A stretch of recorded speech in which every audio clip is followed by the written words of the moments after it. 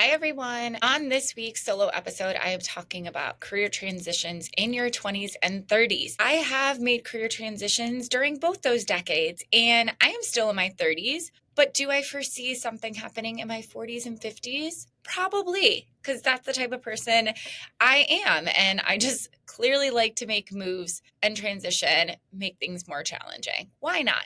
But this is definitely when I think of the questions I get asked most in a career panel or speaking event, it's always transitions. I just spoke this week at Age Career Forum for Gen Z and early career professionals. And this was one of the first questions I got asked in the audience. And it was, can I pivot from sports marketing into like advertising and marketing? And I think the first thing to wrap your head around career transitions is let it happen. Allow the expectation kind of to fall aside of what your future looks like. Honestly, that's the first step. We have been taught throughout our college career to pick one major, stick to that, get an internship, and follow that path forever.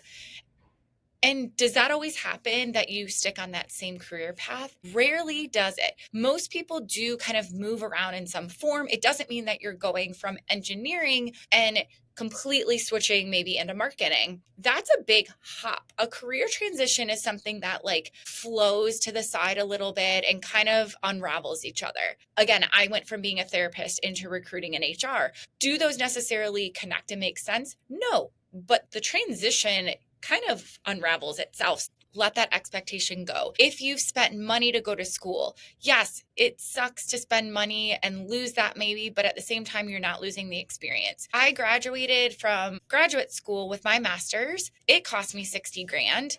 Do I regret it? Absolutely not, because the experience that I put into that time made sense. So for you in your career, whether you're 3 years in or 13 and you're believing that this maybe just isn't the right path or role for you, that is okay. Take everything you've learned and move forward with it. So that's step one. Drop that expectation aside that your life and career have to be perfect, path forward. The next is begin by brainstorming. So what could a next step be? I'll give you an example. What I did was I created a vision for myself. In the moment when I knew I didn't want to be a clinical therapist anymore, I didn't know what the next step was, but I knew a vision of myself and I saw myself in an organization helping people. That's all I knew.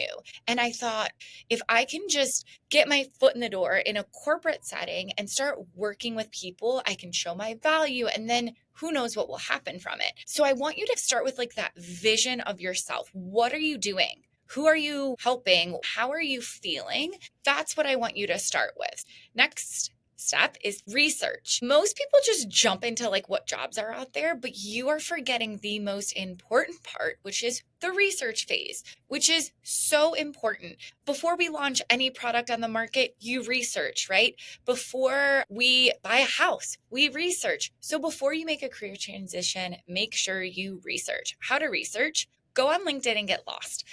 I love LinkedIn for researching a path where I want you to look up people's titles or companies and go backwards and see where they started. It's actually a phenomenal place to just look up people, corporations, talent structures, where people studied. You can even look at, if you go on LinkedIn, you can look up people's majors, areas of study, and then where they've ended up. So just research. Get lost in navigating where you think you want to go after that brainstorm and follow through with it. Step 4, have conversations. Now I want you to try to think, who can I reach out to have a discussion?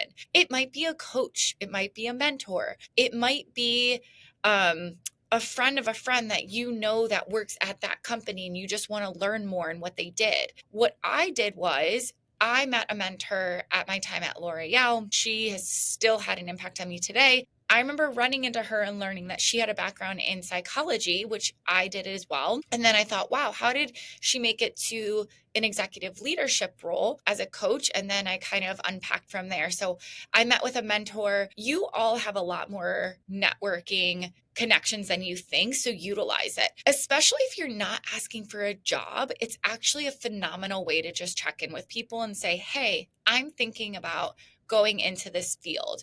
Do you have 10 minutes? I just want to follow up and kind of learn what you've been doing at this specific company. People are very willing to just have conversations when you're not asking for anything. And then also just network within your network, within alumni, within friends. You'd be really shocked how many people you can connect with. Conversations and research create clarity. And I want to say that again. Conversations, research, create clarity. You need clarity to make a career transition. We are going to be very reluctant as individuals to make a change unless we know more information. It's just kind of human nature. Unless you're the type of personality, which I love this, if you're just like all in and take a risk and don't really research it, that is also a possibility. But most people want to know, okay, what is laid out in front of me? Can I make this next step? So you cannot bypass these steps or else it's going to feel extremely uncomfortable and you're going to then not be as resilient through the process.